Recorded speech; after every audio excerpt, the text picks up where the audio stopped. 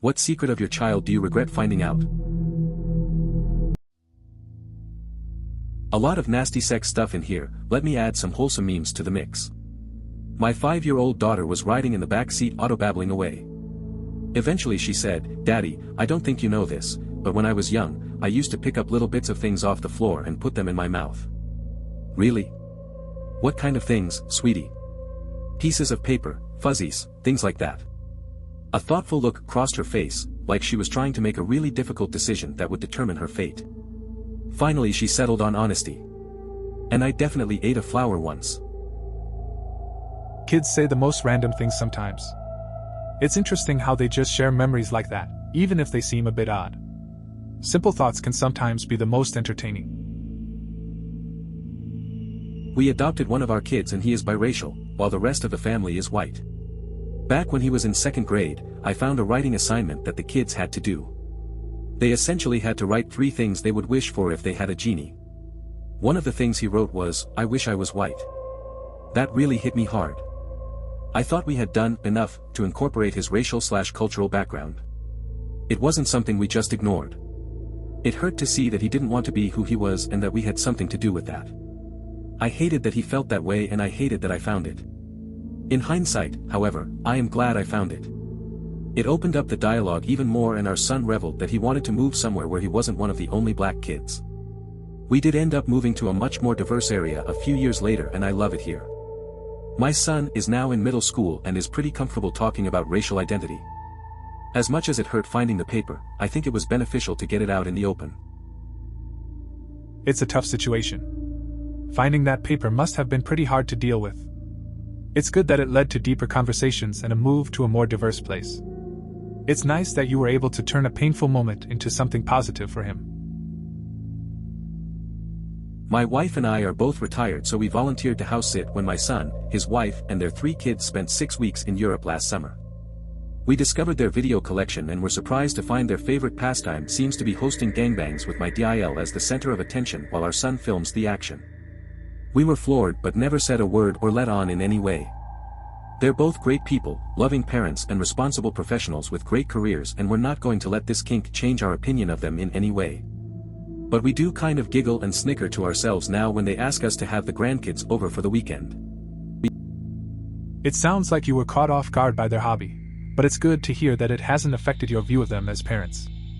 I can see how it might bring a bit of humor into the family dynamic, especially when it comes to spending time with the grandkids.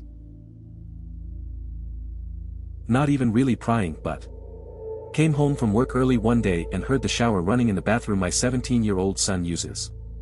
Then heard some decidedly loud sounds of enjoyment from a female. Figuring none of wanted to deal with the embarrassment of an interruption, I retreated to the living room. About 15 minutes later my son and his girlfriend come downstairs and are quite surprised to see me already home. Figuring this would be a good time to twist the knife a little, I said, "So, what were you guys up to in the bathroom?" "Together?" My son stammered out, "Well, we had been in the pool and wanted to wash off the chlorine and we were in a hurry so we went in together, but we kept our bathing suits on." Then his girlfriend looked at him like he was the world's biggest idiot and said, "That's what you're going to go with?" He looked at her and said, "Yep. That's what happened." She looked at me and said, "Okay. We're going with his story." I told them it sounded reasonable. This is an interesting situation. The son tried to come up with an excuse, but it didn't really seem to convince anyone. The girlfriend's reaction was pretty telling. It looks like they were caught in a sort of awkward moment, and both of them were just trying to back each other up. When I was early in my teens we didn't yet have a computer or the internet, but we did have Cinemax, and my friend Doug introduced me to late-night movies on the weekends. I never got caught with that, but as a teenager who read comics and was now fully aware of female anatomy, I would try to draw pictures of Rogue or Jean Grey naked. I used to hide them either inside comics or between my mattress and box spring. I never considered that my mom would one day change my sheets. She told me she was disappointed with me for drawing the pictures but impressed with the artwork, so she put it in her hope chest with all my other shit she was proud of. I was embarrassed then, but now in my 30s it's nice to know my mom cared that much. It's kind of interesting how we navigate those teenage years. Sneaking around with drawings and having that hidden side can be awkward at the time. It shows a different side of her, too. It's nice to see how perspectives change with time. Not my kid, but a younger cousin, 16. I was asked by his computer-illiterate parents to fix his laptop. As it turns out, his browser was full of younger boy/older guy porn. I even found a dating profile where he was looking for much older men. His entire half of the family is very redneck and homophobic, so I cleared his history. When I gave him his computer back, I showed him how to use private browsing. I then apologized for what I was about to say but felt obligated, then explained to be careful looking for anyone so much older as it wasn't legal for a couple years yet, and due to this he may be finding some real creepers. I then spent the next 4 years correcting his family and calling them out over their homophobic comments. Played the long game with changing their opinions. My cousin just married his boyfriend and his entire family except for one uncle showed. First time I teared up at a wedding. Edit, thanks for the gold and the kind words. I never would have thought that something so simple to me would mean so much to so many. As a guy with gay friends, I guess I'm not overly exposed to the trials so many have to go through just to be themselves. Internet hugs, for all. It's pretty wild how people can get tangled up in things they're not ready for. That situation with your cousin shows a lot about navigating tough family dynamics and personal growth. It's cool you were there for him and took a stand against the hate. The wedding part is nice too. Sounds like he found his way, and that means a lot. It's not always easy to change minds, but it seems you made a real impact. When I was in high school, I had an unusual set of circumstances fall into my lap. Middle class, white, in a sort of midway between suburban and rural town. I had been dating the same guy since I was 12 or 13. He had been kicked out of his house, and being the loyal and crafty 15-year-old partner, I built a false wall under my loft-style bed, a cavity hidden behind my little mini love seat where he could sleep. He was somewhat older than me, and not in school anymore, so after the first few weeks some modifications had been made to the setup. We moved my little 11-inch bubble TV next to the couch, opened a small slit in the false wall, and ran controllers through so he could play video games without the possibility of getting caught. I also got a shoe organizer and hung it down from the bed into his little nook, and filled it with snacks. He bought the same laptop as me so I could switch them on the charger and no one would be the wiser. We managed to get by like this for a couple months, and then I fucked up by borrowing my mom's earrings and forgetting to return them. She came into my room one evening when thankfully both my boyfriend and I were not home, looking for her earrings. I didn't know that my boyfriend had stashed his weed in my jewelry box, and so as she is digging through my things she stumbles upon a cigarette box with a dime inside. This prompts a tearing apart of my room, uncovering various other paraphernalia, such as condoms, lube, my dildo, a ritual knife, and eventually, the shoe organizer full of snacks. She left all of it in a pile on top of my dresser with a note on the cigarette box that said something to the effect of, "You are making bad choices and I hope you course correct." I am sure I would have gotten much worse than a sticky note if my parents had pieced together that I had someone living in their house without their knowledge, so I guess this is a reversal. I'm a kid that is seriously glad my parents didn't discover my secret. It's a pretty wild story. Hiding someone in your room like that is a big gamble. But then the mom finding everything takes it to another level. It's surprising how close you were to getting caught. My mom really liked to really go through my stuff. Whenever I'd be out of the house, school trip, sleepover, she'd feel inspired to clean my room and find something to be pissed at me about. But there's a very specific story to tell here. When I was 17, I pierced my own dick. Now, I did a lot of research. I purchased an autoclaved piercing needle, appropriate internally threaded jewelry, and Pennington slotted forceps. I did all the research, pierced it with no problem in our bathroom, and went about my life. It wasn't the smartest thing, but everything worked out. Now, I also knew enough that you can't just dispose of a piercing needle. So, I wrapped it in a paper towel, and then duct taped it all together. That was there'd be no accidental pokes. I shoved that into a container tucked in my closet, to dispose of later. Anyway, I was out on some school trip for a few days, and you can probably guess what happened. When I got home, my mom wouldn't look at me, or talk to me. I had no idea what she was mad at me for, although I had an educated guess, so I just left it alone. I was laying on my bed in my room later, when my mom walked in and just handed the phone to me, no explanation given. I put it up to my ear. "Hello. Hi. This is so-and-so from Dr. So-and-so's office of urology. Your mother tells me that you pierced your own penis." Yeah. I have no idea how she knew what exactly I pierced, I guess process of elimination, but she forced me to make an appointment. Long story short, the doctor was impressed with the piercing, apparently the only piercings he sees aren't doing too well, and told me and my mom so. It was really vindicating for me, but she was so pissed. She told me to take it out. I told her I did but didn't. She couldn't force me to show her. So we just went on with our lives. And then I moved across the country for college the next year. This story is interesting. It's clear that your mom had a strong reaction to finding out about the piercing. You did a lot of research and handled it well, but that didn't matter to her. It's funny how life can take unexpected turns, like the doctor being impressed. In the end, you found a way to keep it your choice. Moving away probably brought some relief from that situation. I came home from work one day to a horrendous smell. Following my nose to the kids' bathroom, I saw my daughter, then maybe 9, with a Barbie doll. Barbie was naked, and her hair had been chopped off. My daughter was holding Barbie by her little neck over the sink, and had a lighter at Barbie's foot. "Talk," my daughter screamed, as Barbie's foot melted into the sink. "I told you to talk." My first thought was that my daughter should not have had access to a lighter, so I asked her where she got it. "Oh, it was with Daddy's cigarettes," she told me, sweet as could be. "What are you doing with Barbie?" I asked her, trying to keep my voice calm. My little daughter's eyes hardened and she nearly snarled, "She won't give up enemy secrets, so I have to torture her." This was out of character for my daughter, and we were not a household that condoned torture, under any circumstances, so that really took me by surprise. "Okay, honey, can you maybe find a way to torture Barbie that won't release toxic fumes?" My daughter thought about it for a moment. "Sure," she cheerfully told me. "And honey, please give me the lighter." She handed it right over. To this day, I don't know what secrets a plastic doll might have held, or what methods were next employed, although I did find a plastic arm on the floor some time later. My daughter did not grow up to be a serial killer or to work for an intelligence agency, but rather, for non-profit arts organizations.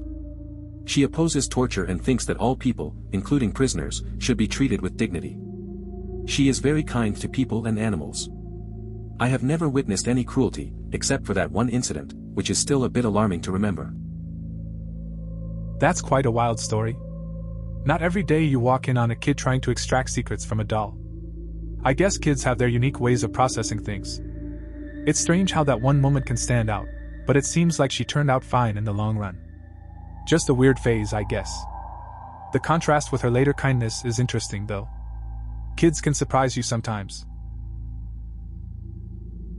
When I was 15, I took a Polaroid of my completely naked boyfriend and kept it hidden under my waterbed mattress.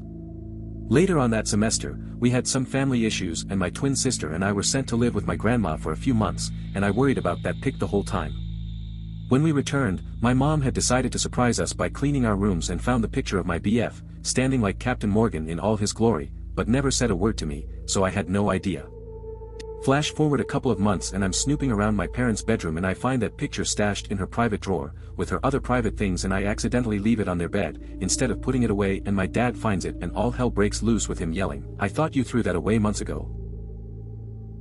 A lot of unexpected turns there. Keeping a secret like that under your mattress seems risky, especially with family moving in. It's strange how those things can end up in the wrong hands. The fact that your mom found it and didn't bring it up adds another layer. Definitely an awkward situation with your dad finding it later. Just a reminder that privacy can be tricky sometimes. I'm retired. My daughter is 22, just started grad school, was valedictorian in high school, couldn't be more proud. She was home for a few weeks last summer. She was in the shower. I couldn't find my phone and I needed to get a hold of my wife who was out shopping. We were going to meet her for lunch. Grabbed my daughter's phone. As luck would have it, she still used the same code from when she was in high school. When we got her first phone when she was 16, we required that we knew her code to unlock it. Unlocked her phone and the first thing to appear on the phone was a text message where she had sent a picture to someone. The picture was a selfie of her and 3 black men in bed. There was nothing sexual in the picture, but they were all naked and smiling for the camera. I didn't read the text message, but I saw enough to know that it said something to the effect of, "Had a great time, can't wait to see you guys again." I closed her phone and said nothing. Had a knot in my stomach all through lunch. Have never told anyone about it until now. Not even her mother. She is an adult and is free to make her own choices. And God knows, I sure did some crazy shit when I was her age.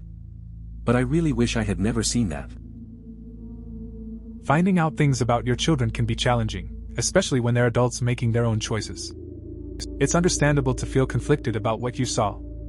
Keeping it to yourself might help you manage your feelings better. It's part of growing up, both for her and for you as a parent. Not exactly what OP is asking for, but similar situation to many of the comments. I was a teenager, maybe 15 or 16. And we had satellite TV. This was back when the Playboy channel was a thing. Anyway, it was around 2 a.m. in the summer and everyone is asleep, so I thought. My parents are only 20 years older than me, so they were quite young. I go to the Playboy channel and it asks me for the passcode. Apparently my dad already had a subscription.